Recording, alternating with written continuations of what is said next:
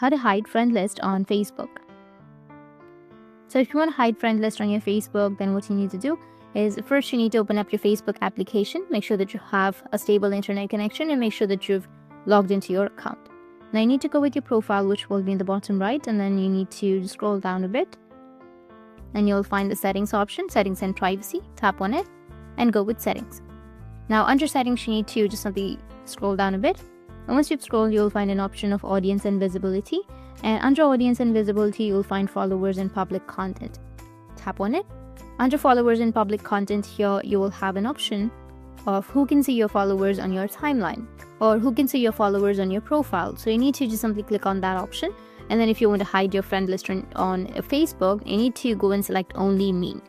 Once you've selected only me, you need to go with save, which will be in the bottom, and it will hide your friend list on your Facebook.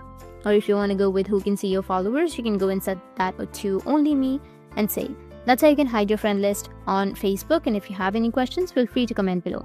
Thanks for watching.